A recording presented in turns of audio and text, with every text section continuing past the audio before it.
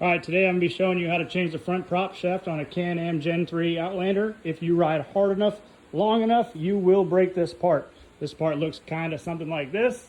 There's your part number. Let's get right into it. Go ahead and jack her up. All right, if able, and you got jack stands, go ahead and jack up the back. This is going to make your life a lot easier in the long run. All right, now go ahead and remove both your front wheels. Now your wheels are removed, go ahead and pull out these inner fender lines on both sides. Now we're going to go ahead and remove this CVT boot right here. Pro tip, spray both clamps on both sides of the WD-40. Give them 5 minutes before you go to take them off. All right, once it's loose, go ahead and remove the boot.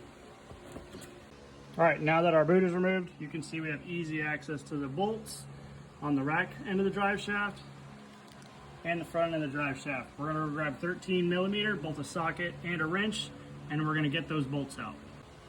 All right, as you guys can see, the front bolts are out. To get the backs out, here's another one of those pro tips. Remember why we jacked up the back? We go ahead and we flick it, and that's going to move your bolts for you nice and easy to get out. Now that all of our bolts are out, I like to spray this shaft right here with a lot of WD-40 to help it slide. But you should be able to, there's one half, sheared clean off. All right, and there is the second half.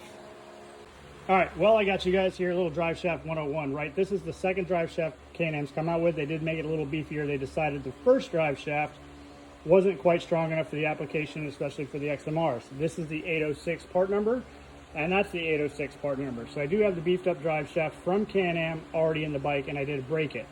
However, I ride the crap out of this machine, and I've only broke two. And I do truly believe that that drive shaft and its shear point is saving me all of my front diff parts, my through shaft, or anything else that comes in line. It's designed to break at a certain spec.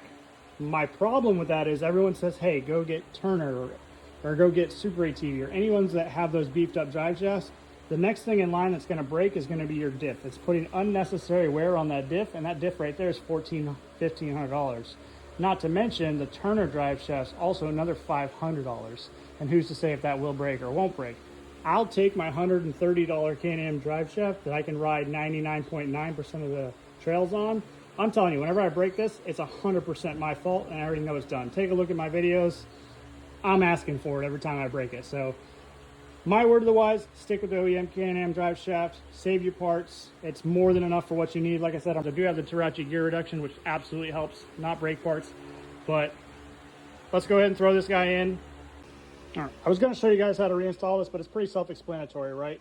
All you do is the exact opposite of what you just did. Slide it on the back, slide it on the front, install one bolt up, one bolt down, reinstall all of your ducting and your plastics, and you're good. So I'm not going to continue on this video. It's already been long enough with my ranting and raving, but hopefully this helped you guys out. See you guys on the trails.